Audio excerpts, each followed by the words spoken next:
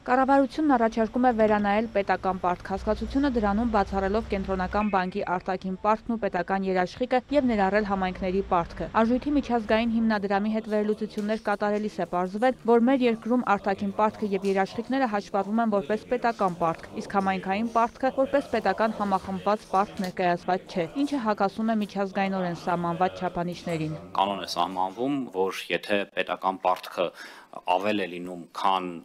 հնայի 60%-ը,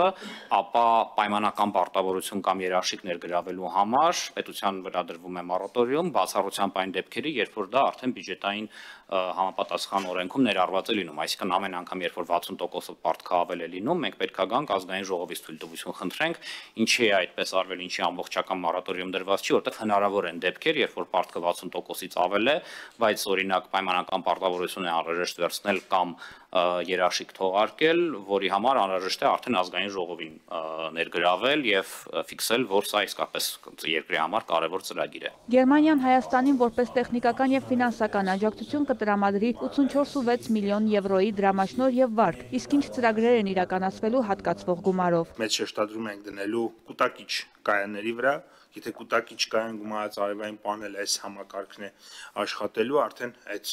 կոմպոնենտի վրա ենք մեծ ուշադրություն դարձնելու, շատ կարևոր դերակատարում է այստեղ ստանալու երկրորդ կոմպոնենտը էներգոարդյունավետ ծրագրերի համար ՓՄԶ-ներին տրամադրվող վարկերը, որոնք որ էներգախնայող լուծումներ են փորձելու գտնեն արտադրությունների մեջ։ Վերականգնվող էներգիա, կանաչ տնտեսություն եւ ծախսարդյունավետություն ապահովելու նպատակներով են տրամադրվելու վարկերը, որոնք մասնավոր ընկերություններին հասանելի կդառնան գրավիչ տոկոսադրույքով։ Վարկն ունի հստակ ծրագրային ուղղվածություն, իսկ ծրագրի իրականացումը համահունչ է մեր ռազմավարություններին, կարևորեց Պապոյանը։ Նախագծերին հանձնաժողովը դրական եզրակացություն տվեց։ Քննարկեց նաև Կենտրոնական բանկի խորհրդի անդամի թեկնածուի ընտրության հարցը։ Քաղաքացիական պայմանագիր խմբակցությունն առաջադրել է Արմեն Քթոյանի թեկնածությունը։ Վերջին տասնամյակի ընթացքում կարելի արձանագրել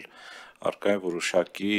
տեմպերի դանդաղում եւ օրակարգում բացակայում են որոշ հարցեր, որոնք որ ընդհանրապես ժամանակակից կենտրոնական բանկի գործունեության տրամաբանության առումով չափազանց կարևոր են։ Մասնավորապես դրամավարկային քաղաքականության տրամաբանության մեջ այսօր